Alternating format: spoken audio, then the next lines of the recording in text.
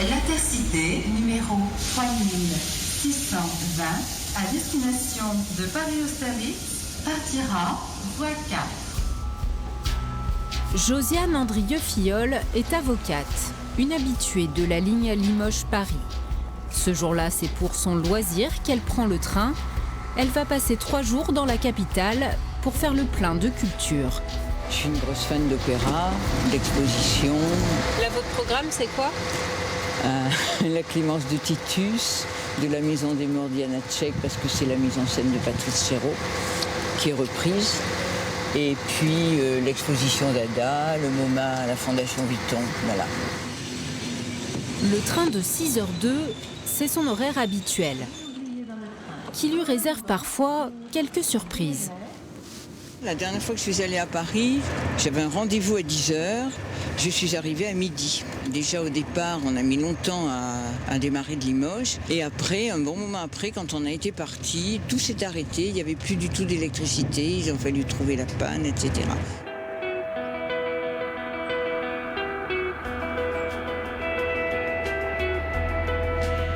À cette heure-là, beaucoup de voyageurs sont des habitués, qui prennent le train pour des raisons professionnelles.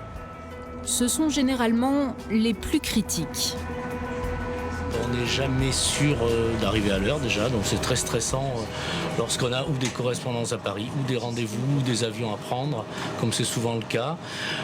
Le confort est vraiment nul, les rames, ces rames-là sont vraiment de mauvaise qualité, on est ballotté de partout, c'est très compliqué. Vous trouvez qu'il y a beaucoup de retard sur cette ligne ? Vraiment, généralement 2 trains sur 3.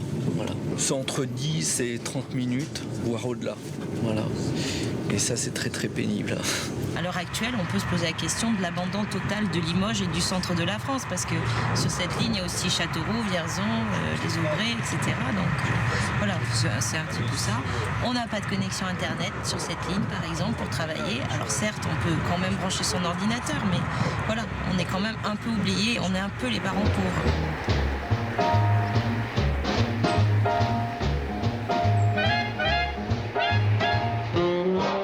Et pourtant, cette ligne a vu rouler pendant 20 ans l'un des fleurons du transport ferroviaire français, le Capitole. En 1967, c'est le premier train en France à atteindre 200 km/h sur une partie du trajet. Un train luxueux, composé uniquement de première classe. On peut boire dans des conditions tout à fait normales, M. Guillère, mais par ailleurs, le liquide fait preuve d'une grande stabilité dans son récipient et pourtant nous roulons à 160 à l'heure actuellement. Le train relie la capitale en 2h50, 25 minutes de moins qu'aujourd'hui. Les 3 critères de fonctionnement de ce train, c'était la rapidité, la qualité, le confort, le wagon-restaurant, un certain nombre de services qui se trouvaient à l'intérieur du train, très peu d'arrêts, au fond, on allait directement d'un point A à un point B. Et le 3e facteur, c'était le prestige, parce que ce train était beau, parce qu'il roulait vite, parce que c'était vraiment l'élément de la modernité. Une modernité qui a aujourd'hui du plomb dans l'aile. L'arrivée sur la région parisienne nous le rappelle. En juillet 2013, le déraillement d'un train en gare de Brétigny-sur-Orge fait 7 morts. Un défaut d'entretien des rails au niveau d'une éclisse est pointé du doigt. Je n'y pense pas vraiment, ça ne me fait pas peur, mais quand je passe dans ces endroits-là, on peut qu'y penser. On se dit c'est vrai que la machine bouge à certains endroits. Enfin la machine, le train a des mouvements un peu latéraux et j'y pense pas vraiment, sauf quand on passe aux endroits, comme tout le monde. Le nœud ferroviaire de Brétigny-sur-Orge. Plusieurs lignes empruntent les mêmes voies ferrées. Ce jour-là, nous avons une illustration du problème que cela pose. Mesdames et messieurs, votre train est arrêté en pleine voie. Pour votre sécurité, nous vous demandons de ne pas ouvrir la porte. Merci.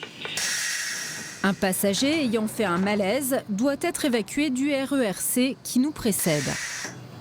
Là déjà, on devait arriver à 19, il est à 10h moins 10. Donc on est à une demi-heure. Ça vous étonne pas? Non, pas du tout.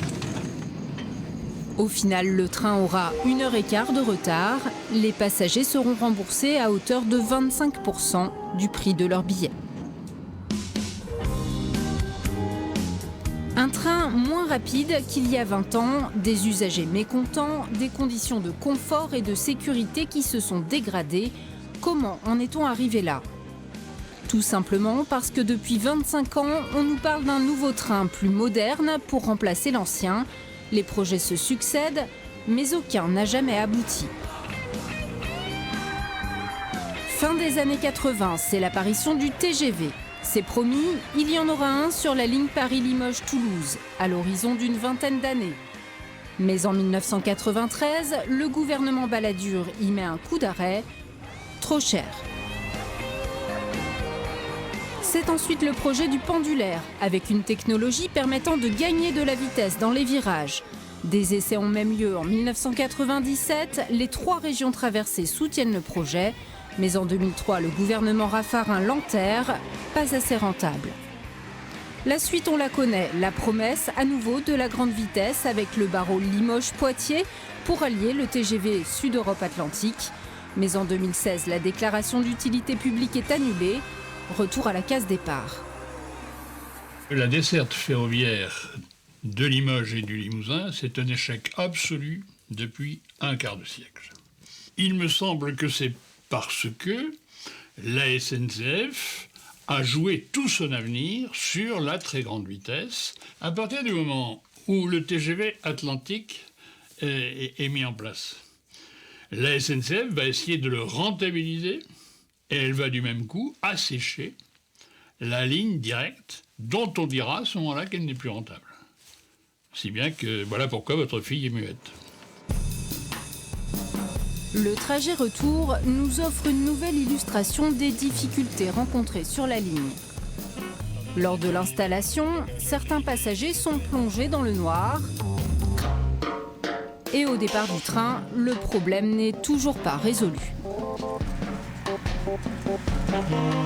Pour l'instant, il ne fait pas nuit, donc on va pouvoir s'adapter. Mais quand il fera nuit, ce sera un petit peu gênant, oui, effectivement.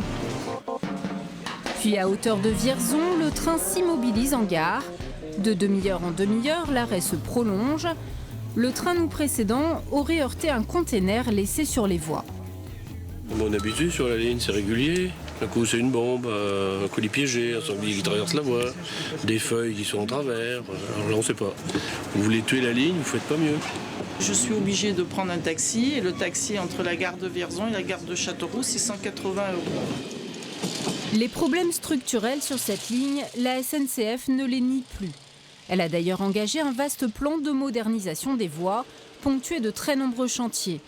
Renouvellement des rails, maintenance.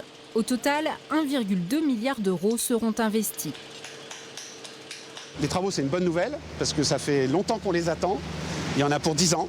Donc c'est plus d'1 milliard qui ont été décidés pour investir, rénover cette ligne, qui en a bien besoin. Aujourd'hui, l'État travaille sur des temps de parcours qui sont à 2h50. Vous voyez, on retrouve les temps de parcours que vous évoquez, mais là, on est en 2025. On est quand les travaux sont terminés et que l'État a acheté du matériel neuf pour rouler sur la ligne. Je n'y crois pas parce que ça supposerait qu'il y ait 2 types d'investissements qui ne sont pas engagés aujourd'hui. Un, la suppression des passages à niveau au moins jusqu'à Argenton pour permettre les circulations jusqu'à une vitesse de 200 comme était le Capitole. Et la deuxième, ce serait qu'il y ait un investissement lourd sur la signalisation, là aussi pour permettre de faire circuler les trains en sécurité. Or, aujourd'hui, les travaux sont juste aujourd'hui du retard pris sur la maintenance, mais certainement pas un investissement de performance. Au bout de 2 heures d'arrêt à Vierzon et la distribution de plateaux repas, notre train est enfin reparti. Certains usagers regroupés en association ont une idée pour gagner de la vitesse avant 2025. Remplacer les rames actuelles par d'anciennes rames TGV de la ligne Atlantique. Elles pourraient atteindre 220 km/h et réduire le trajet à 2h50. Alors, vœu pieux ou simple rêve ? Après les contacts qu'on a eus avec la direction de la SNCF qui a validé donc notre proposition, le ministère des Transports a validé aussi notre proposition et la SNCF nous a dit qu'il pouvait dégager grosso modo 18 rames et commencer à avoir ces rames à partir du printemps 2018. Il y a un blocage, c'est le centre de maintenance. Donc là, c'est à la SNCF qui est donneur d'ordre de faire le nécessaire pour qu'on arrive à franchir cet obstacle. Parce qu'il faut savoir que si on n'a pas ces rames TGV, on est condamné pendant des années à avoir le matériel que l'on a actuellement. Et si on rêvait un peu? Avec l'Hyperloop, un train supersonique propulsé dans un tube qui pourrait rouler à 1200 km/h. Il relierait Paris à Toulouse en 45 minutes. Certains imaginent déjà un arrêt à Limoges. Une utopie?